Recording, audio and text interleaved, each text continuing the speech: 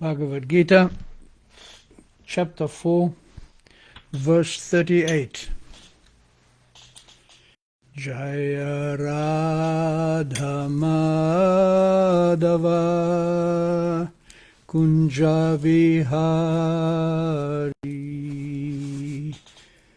Jaya Radha Madhava Kunja Vihari. Jaya Gopi Janaballabha Girivaradhari. Jaya Gopi Janaballabha Girivaradhari. Yashodanandana Braja Janaranjana. Yashodanandana Braja Janaranjana. Yamunatira Vanachari. Yamunatira Vanachari. Jaya Radha Madhava Kunja Vihari. Jaya Radha Madhava Kunja Vihari. Jaya Gopi Janaballabha Girivaradhari.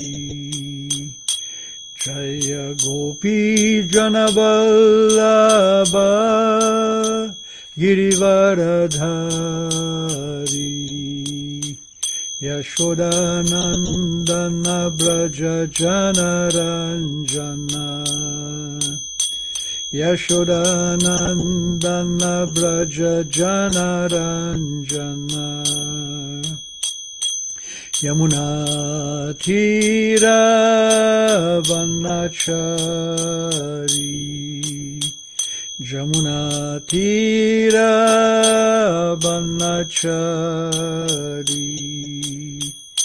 Jaya Radha Madhava Kunja Vihari. Jaya Radha Madhava Kunja Vihari. Jayam Vishnupada Paramahamsa Haribrajagacharya Stotara Sata Shri Srimadesi Bhaktivedanta Swami Srila Prabhupada Ki Jai. Ananta Koti Vaishnava Vrinda Ki Jai. Namacharya Srila Haridas Thakur Ki Jai. Prem se kaho Shri Krishna Chaitanya Prabhu Nityananda Shri Advaita Gadadhara Shri Vasadi Gaura Bhaktivinoda Ki Jai. Shri Shri Radha Krishna Gopa Gopinath Shama Kunda Radha Kunda Giri Govardhan Ki Jai. Shri Vrindavan Mathura Dham Ki Jai. Navadip Mayapur Dham Ki Jai. Jamuna Mai Ki Jai. Ganga Mai Ki Jai. Bhakti Devi Ki Jai. Tulsi Devi Ki Jai. Samaveta Bhakta Vrinda Ki Jai. All glories to the assembled devotees. All glories to the assembled devotees. All glories to the assembled devotees. Bhagavad Gita, chapter 4, verse 38. Nahi jnanena sadrisham pavitram hi avidyate tatsvayam yoga samsiddha kalenatmani vindati. Nahi jnanena sadrisham pavitram hi avidyate tatsvayam yoga samsiddha kalenatmani vindati. Nahi jnanena sadrisham pavitram hi avidyate tatsvayam yoga samsiddha kalenatmani vindati. Nahi jnanena sadrisham pavitram hi avidyate tatsvayam yoga samsiddha kalenatmani vindati. Na, never. He, certainly. Jnanena, with knowledge. Sadrisham, in comparison. Pavitram, sanctified. Hiha, in this world. Vidyate, exists. Tat, that. Swayam, itself. Yoga, devotion. Samsiddha, matured. Kalena, in course of time. Atmani, in himself. Vindati, enjoys. Translation and purport by Srila Prabhupada. In this world, there is nothing as sublime, as pure as transcendental knowledge. Such knowledge is the mature fruit of all mysticism. And one who has achieved this enjoys the self within himself in due course of time. Purport. When we speak of transcendental knowledge, we do so in terms of spiritual understanding. As such, there is nothing so sublime and pure as transcendental knowledge. Ignorance is the cause of our bondage, and knowledge is the cause of our liberation.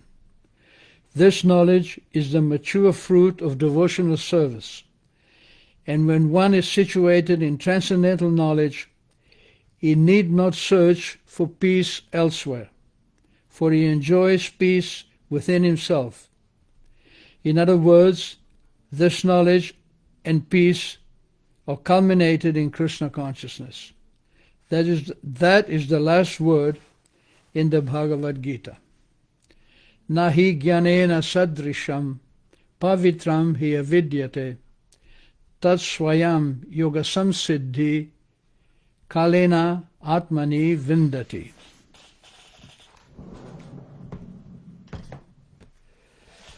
So here Krishna continues his explanation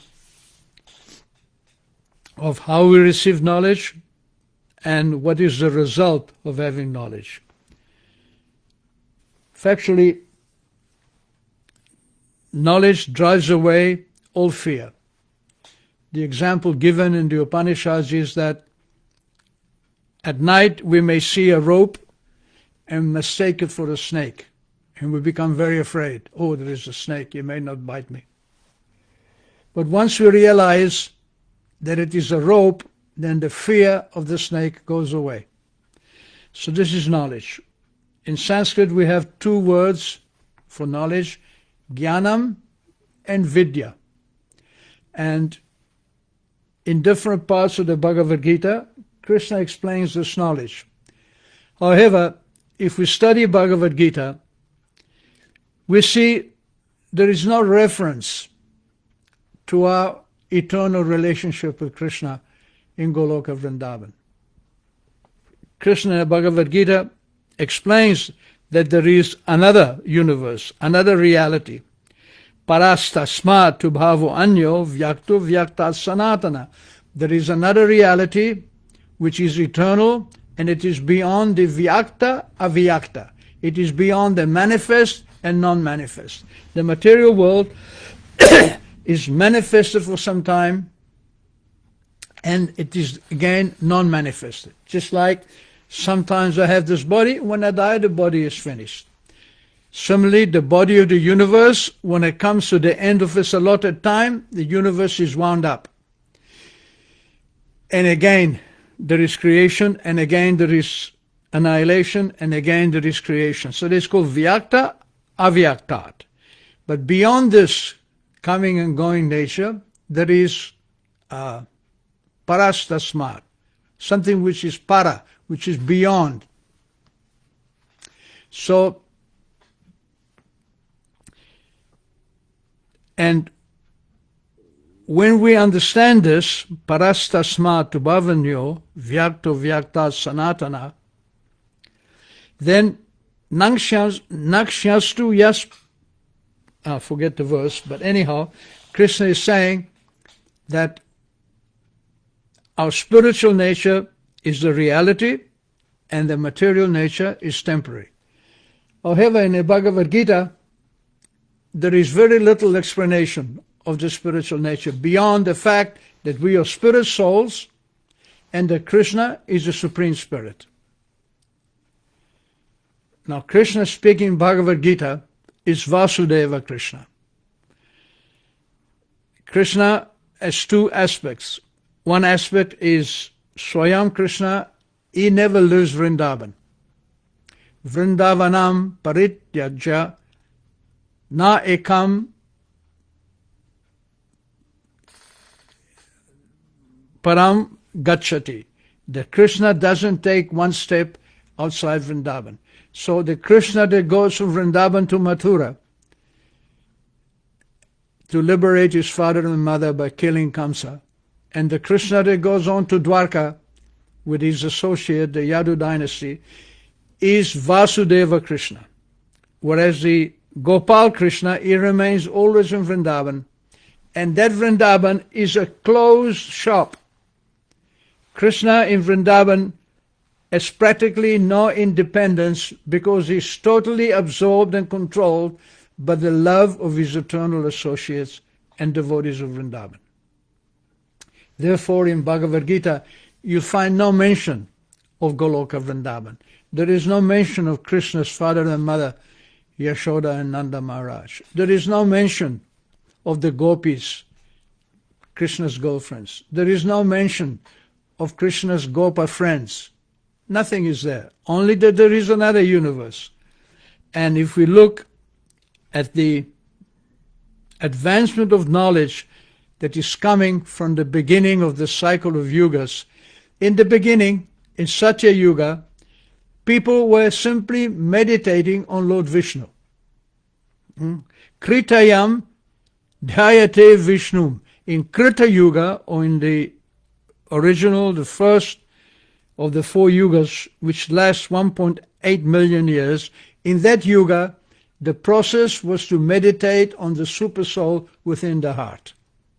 Then, Tretayam Mahato Makai. In the Treta Yuga, which comes after Satya Yuga and lasts 1.2 million years, then great sacrifices were being performed.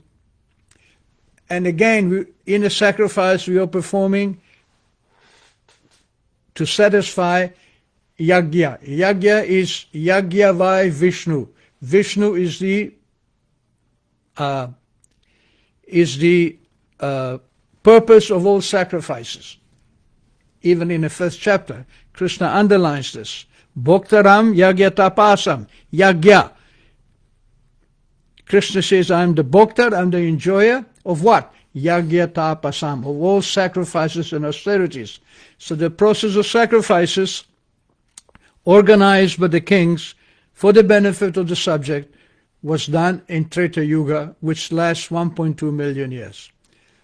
Dwaparam in Dwapara Yuga, which comes next and which lasts 800,000 years, Paricharyayam. In that age, Dwapara Yuga, worship in the temple is recommended. And in the temple, of course, the worship is worship of Lord Vishnu. And then Kalo Tadhari Krishna, Kirtanat. And in Kali Yuga, the process is to chant the names of Hari, the name of Krishna. But this Yuga Dharma of Harinam Sankirtan is something very, very special. It is very special because it is given by Krishna himself in the mood of Srimati Radharani. In the beginning of Chaitanya Charitamrita, it is explained that Krishna is thinking that Anarpita Charim Chirat Karunaya Vatirna Kalo, that for a very, very long time, Chirat, Anarpita, I have not given love of myself. So how to give love of Krishna? Only one who has love of Krishna, or Krishna himself, can give that benediction. And Krishna, he came 500 years ago to teach the process of surrender. He came as Chaitanya Mahaprabhu. Bhaktivinoda, he writes,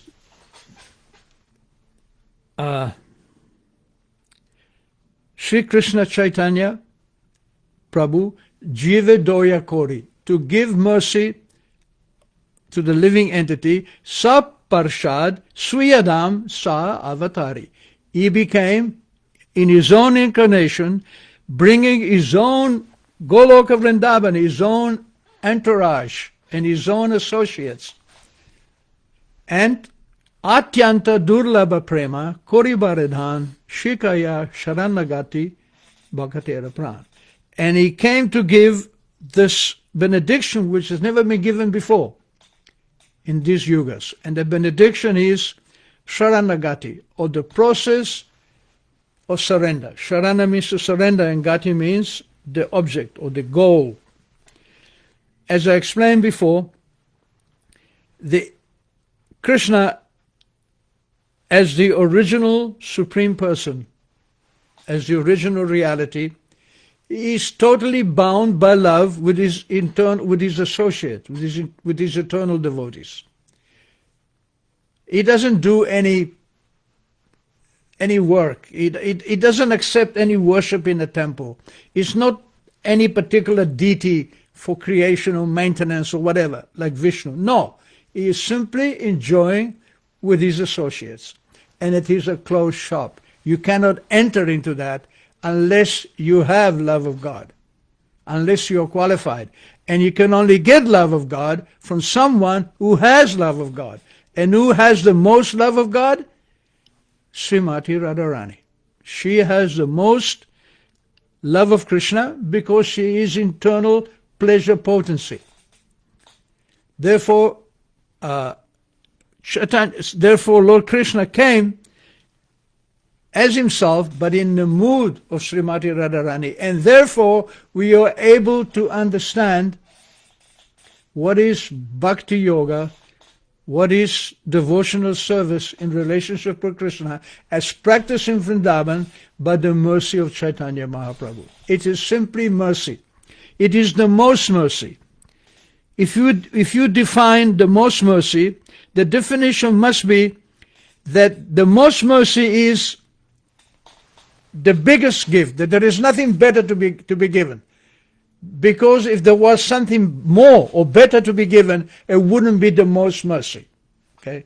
Secondly, not only is it the greatest gift that you can possibly get, it is also to be given to one who is the most unqualified to receive it. Because if there was someone more unqualified, then it wouldn't be the most mercy. Try to understand this point. That we are getting the greatest gift even though we are the most unqualified. And this is Chaitanya Mahaprabhu.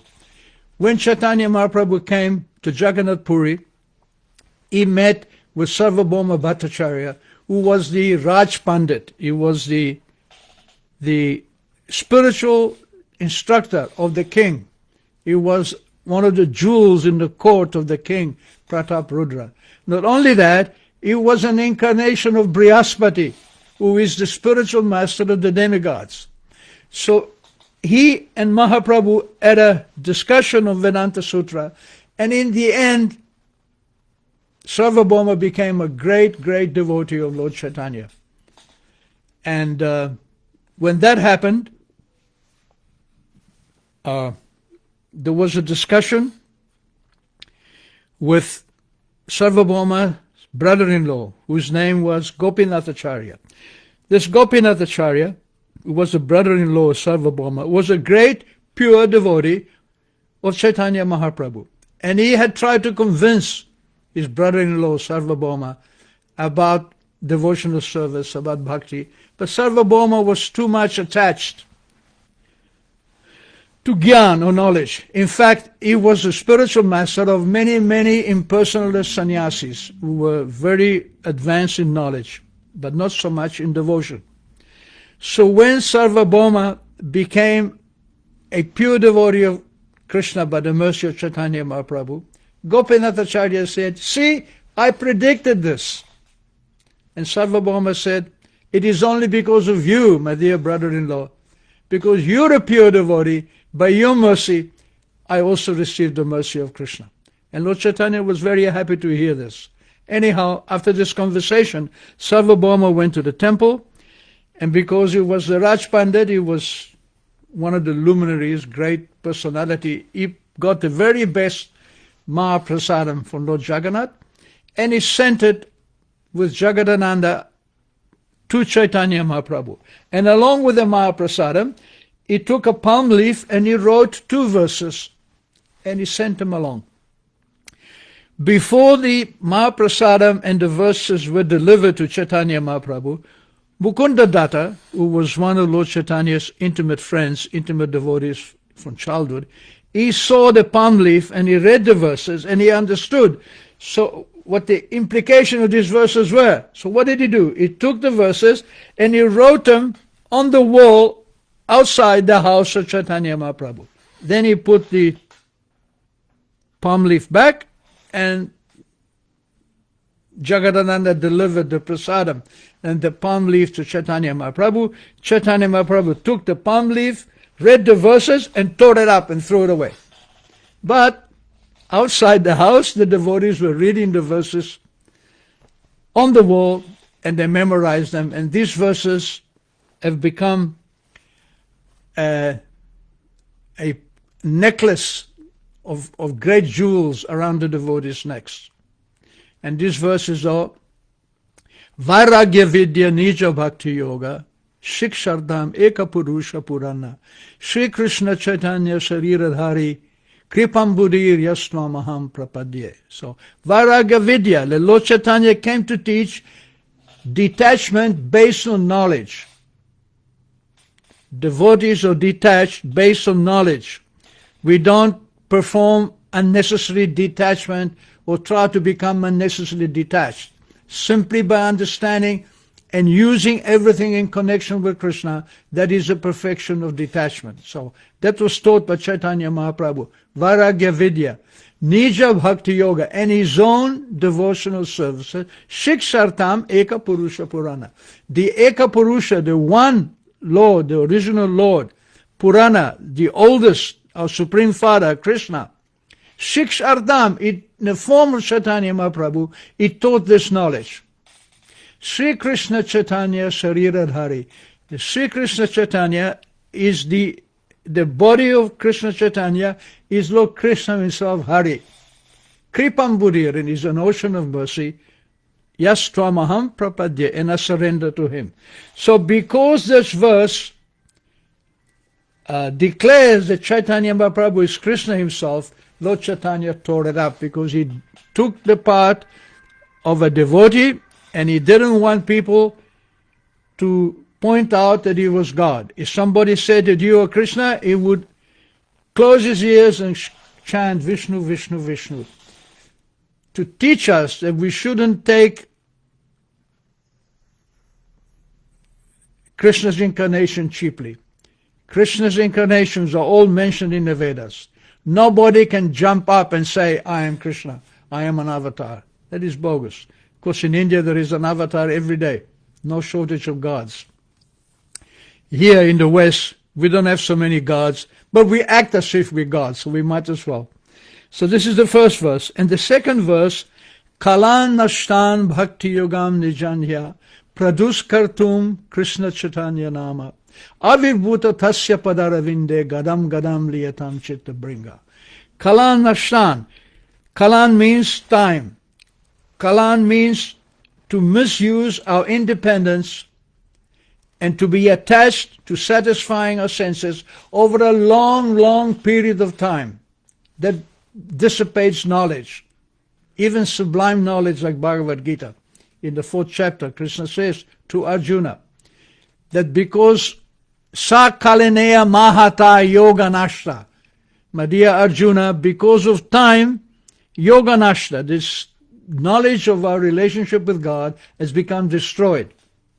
So, kalan nashtan, bhakti yogam, so, Kalan Nashtan Bhakti Yogam Nijamya, his own devotional service. Chaitanya Mahaprabhu, Krishna's own devotional service, became destroyed by the passing of time. Pradus kartum Krishna Chaitanya Nama. But Krishna Chaitanya, he again reintroduced this devotional service. Avirbhuta tasya padaravinde. And Sarvabhauma says, I simply meditate on his lotus feet, who are full of honey, gadam gadam chitta bringa. And my mind, chitta, it is just like a bee who wants to take that honey from the feet of Lord Chaitanya Mahaprabhu. And even Mahaprabhu himself, he prayed, this is the process to understand Krishna, to be situated at his lotus feet, not on his chest, not on his head. We don't look at Krishna in the face. We look at his feet, and gradually we rise our consciousness. This is the process. Ai nanda tanuja kinkaram patitam mam vishame bhavam buddho. Mahaprabhu prayed, oh, son of Nanda Maharaj Krishna, please give me your mercy. I am fallen into the material world. Kripaya pada pada pankaja stitaduli. Please put me as a particle of dust at your lotus feet. The same prayer was prayed by Bhaktivinoda Thakur. So, in the process of teaching us Sharanagati, or the 6 processes of surrender to Krishna. When you understand the 6 processes of surrender to Krishna, you break through the normal knowledge of our relationship with God, and you actually enter into the association of God in Goloka Vrindavan, because it is given by Radharani herself in the form of Chaitanya Mahaprabhu. So, what is a Sharanagati? Sharanagati is Anukulasya Shankalpa Pratikulaksha Varjanam. To accept everything which is favorable for practicing devotional service. Pratikulaksha, and what is against, what is not favorable for devotional service, Varjanam. Rakshishyatiti Vishvasho. Have faith that Krishna will protect me. Goptridve Varanam Tata. Not only will Krishna protect me, Krishna will also maintain me. I mean, look around you. There is millions of living entities in the animal kingdom, and nobody has any problem maintaining themselves. Everything is arranged for them. The birds, the bees, the food is there for them, given by Krishna. And we become Krishna's devotee, Krishna will not feed us, Krishna will not give us what we need. So this is Goptridve. And Rakshash, Krishna will also protect us. In Bhagavad Gita it says, Masucha, don't be afraid, I will protect you even from your own sinful activities. And then Karpanya, or being humble, that is the 5th process of Sharanagati. And the last process is Atmanivedam, to fully surrender to Krishna.